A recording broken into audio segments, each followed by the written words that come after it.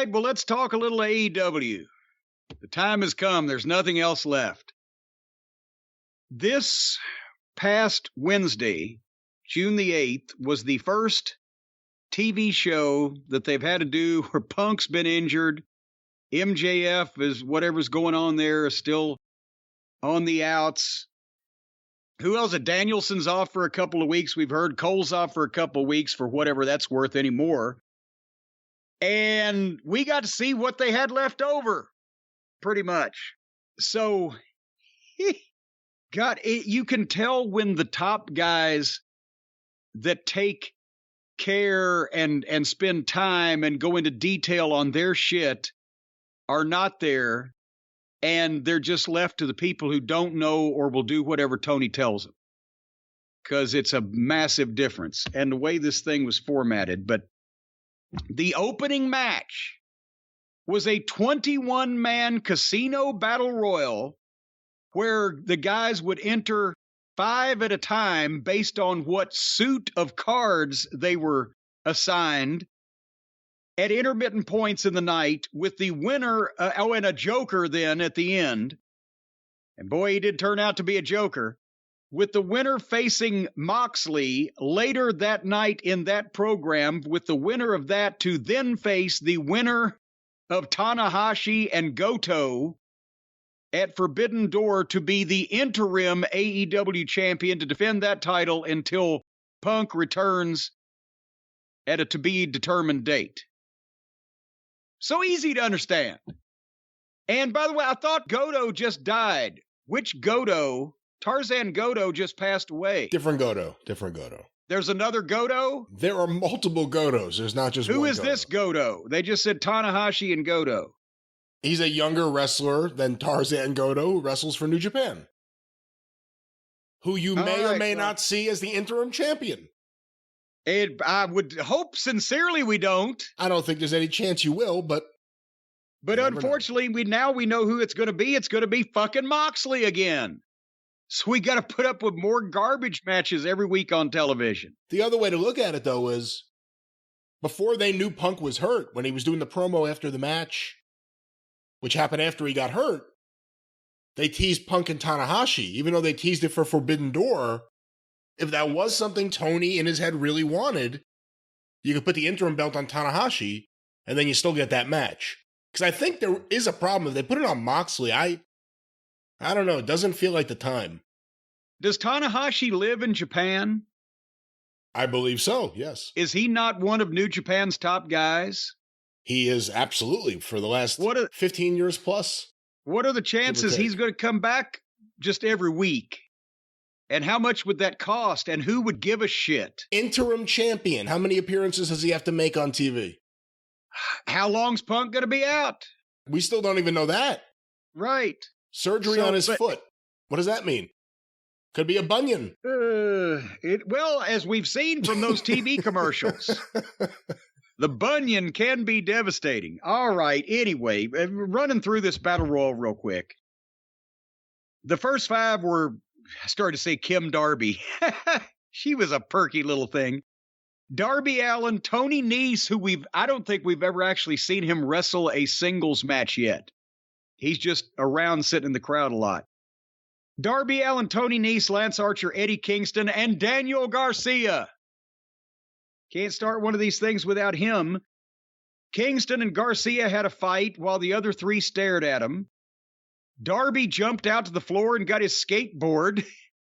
Came in the ring with a skateboard and started just hitting Archer with it, and then knocked him out of the ring and did a dive. So the battle royals are now no disqualification. You can bring in your skill. Why doesn't everybody then just bring in a goddamn sledgehammer? Or maybe an assault rifle? Those are easy to get. So within seconds of this thing starting, they're hitting each other with skateboards. Then Darby and Kingston had a slap fight while everybody else disappeared. You couldn't see anybody.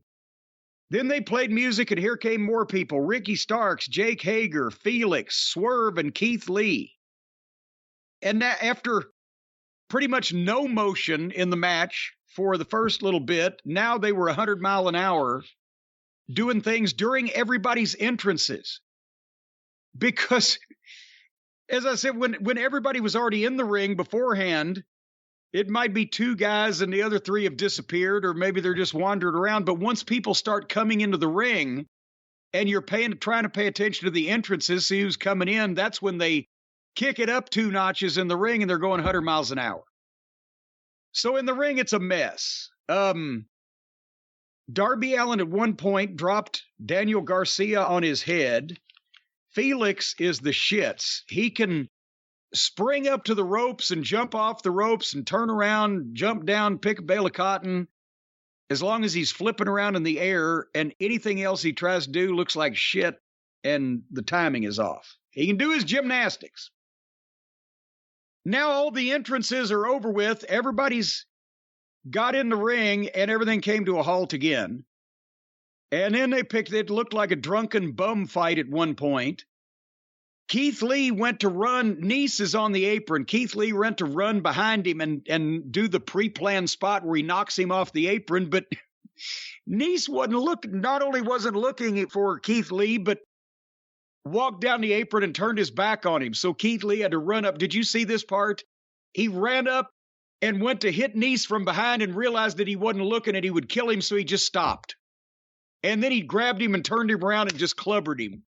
And then they got reconnected somehow, and Nice gets back up on the apron, and then Keith Lee just looks at him and pushes him off. L.A., who is L.A. here? Who's L.A.? Lance Archer. Oh. Lance Archer. See, I'm trying to abbreviate. Lance Archer and Keith Lee went to do a big spot, and right as it paid off, they were about to go over the top rope. The camera cut away. So one of the announcers called, well, Lance Archer's been eliminated, or Keith Lee's been eliminated, but he wasn't really. He rolled back in and dumped Lance Archer over the top. And then more music played, and here came 5 more guys, plus hangers on. Little Brutus, Take a Shit still there. And then here came Max Caster and the Gun Club, with Bowens in the wheelchair being wheeled by Billy. And again, Little Brutus gets in the ring and starts doing shit. Take a Shit gets in the ring and starts doing shit, but they know that Caster's got a rap. So now they've got Caster on the ramp rapping while they're going 100 miles an hour in the ring, but nobody's paying any attention to that because they were listening to the rap. It's so distracting. Did you enjoy the rap, Brian? I always enjoy Max Caster. He's creative. He's funny. They got a whole thing going on with the Gun Club, who now have a new nickname that everyone's just accepted. I get a kick out of it, yeah. Well, I'll tell you what I did, because sometimes we don't give Caster his due. So what I did was I transcribed the rap. Would you like to hear me read the rap? You transcribed it, really? I transcribed the rap, and now I've been reading the rap. And if you've read the rap that he's written, you'll know it's a really well-written rap. So he said, and I quote, "Listen, yo, Acclaimed and the Guns, yo, we back in the zone. All y'all gonna choke like Patrick Mahone. Yo, Felix, I don't give one look. I'll break your arm again like I broke Punk's foot. Hager, Garcia, y'all out of luck. I'ma send you back up Jericho's butt. I'm turning all y'all into sad boys. 2 guns that shouldn't be banned are the ass boys. Yo." Rather tame. He didn't get anybody's vagina or anything on this one, but we'll try to keep a running account of these as we go forward. I like being a rapper. It's fun to be musical. I like that you were trying to, I guess, be musical, but whatever that tone was that you had there. Well, that's what he said. You're trying to match a beat? What were you doing? Yeah, you got to feel you got to have the soul in your stroll and feel the beat in your feet. That's what you got to do. Well, you're making my liver quiver. What else was on this Battle Royal here? Well, as long as your spleen won't turn green. So Bowens did his deal where he screams and yells. And through this whole thing, they've still been fighting in the ring and nobody's paying any attention to anything else. And then they go to the break. And when they come back from the break, it's time for the music to play again. So as a match, this was a complete clusterfuck with just people doing shit at random. But here comes Hobbs, Fish, and Kyle O'Reilly. And before the other two guys can even come out, Darby Allen has already given O'Reilly and Fish a coffin drop off the top turnbuckle to the floor before they even got in the ring. And then here comes Dante Martin and Wheeler Useless. Now it's full scrambled eggs. I mean, it's the moon's over my hammy here. Almost none of these guys know what they're doing in a battle royal. They're taking bumps. They're doing shit that if you fell on somebody's leg, behind you, whatever, you kill them. Keith Lee eliminated both the guns. The guns again stood out.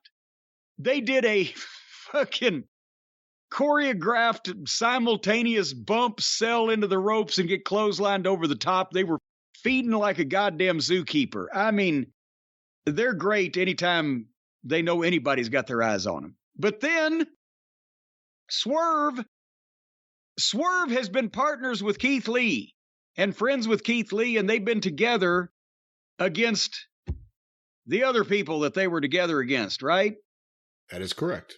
Well, Swerve dumped Keith Lee and then laughed at him about it. And Keith Lee's down on the floor mad, so now Swerve has switched heel. No. On Keith Lee. Not necessarily. He's true to his name. What's his name? Swerve. Well, it was a Swerve.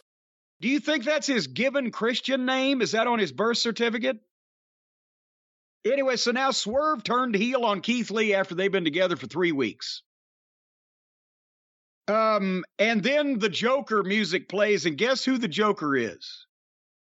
Andre Olio in his baseball pants. Why has he raided Abe Knuckleball Schwartz's locker for his ring gear? And then I wrote, does anybody buy that a third of these guys should be competing in any way for the world championship? And Hobbs and Starks dumped Take a Shit, and Felix dumped Starks. Everybody did everything at 100 miles an hour. Swerve then dumped Darby. So now Swerve is a full-fledged heel because he dumped Darby and got booed for it because they didn't like that. And then Andre, Olio, the heel, dumps Swerve and the people cheer him. God damn it. And then Hobbs, the beast, Hobbs does a great spine buster on Felix and goes to dump him over. And Wheeler Useless comes from behind and just dumps Hobbs like a sack of shit. What do you have against YUDA? You keep calling him useless. He's pretty good, YUDA. Because seriously, you may not like how he's being pushed, but he's not bad. Between him and Garcia, who have they got the pictures of? Garcia has the pictures. They had YUDA's got something. YUDA's got some kind of goddamn evidence on somebody. From every top star in the company doing everything they can to get YUDA over. I'm sorry. He's a nice young man. He's very athletic. He's got the charisma of fucking cabbage. He's bland and thin. And they've got people running around in the company already that with that level of push would be amazing. But because I guess he does a good imitation of a Japanese wrestler, he's got to get pushed instead of the fucking money potential here. So he dumps Hobbs, which is like trading your house for a tent, as a wise man once said. So the last four were YUDA, Andre, O'Reilly, and Felix. They had a chance. Can I just say, it was at this point that I realized I'm going to hate the Interim Championship. Yes. I'm going to hate how it's booked, despite liking O'Reilly in general. Whatever they're going to do here, it's not the way I think they should go. Right. Could you have elevated Hobbs? Of course. Could you have elevated Starks? Of course. Could you have done something with fucking, obviously, O'Reilly, which they did only so he could get beat? Is there anybody else in this thing that's worth a shit? Eddie Kingston, that horse may have left the barn because he's just doing everything with everybody now, but my God. So the point is, at that point, there's four guys left. YUDA, Andre, O'Reilly, Felix. YUDA and O'Reilly did a bunch of shit to each other, but they would not sell anything, and then suddenly they just both start selling, even though one guy just clotheslined the shit out of the other guy, and they'd both be down. But otherwise, they'd pop right up. Felix and Andre did gymnastics, and Andre hit him with a nut shot and tossed him. That's where I'm saying, please don't let Wheeler win. And then Andre got dumped. O'Reilly and YUDA on the apron. O'Reilly knocked him off, and he wins the match, so he goes to face Jon Moxley. And that would have been great, except I knew Moxley was going to win, and that doomed the whole fucking thing. And that was the first 25 minutes of this program, was this fucking car wreck battle royal. If YUDA had won, the finish of YUDA and Moxley would have been a little more in question than it was with Moxley versus O'Reilly. Which I agree. Anyone who saw this knew right away Moxley was going to win. The babyface who's rested is going to beat the heel who just won a battle royal. Well, besides that, if it had been YUDA, it would have been in question because everybody have said, you know what? They're fucking stupid enough to put this guy over Moxley. Right? And they've been pushing him with Moxley as part of that group. They could do something there, but it still would have been ridiculous. But at least we wouldn't have had to have Kyle O'Reilly, poor fella, do another job at the hands of the king of the garbage match. Get him away from everyone. Kyle O'Reilly needs to be away from any faction of any sort.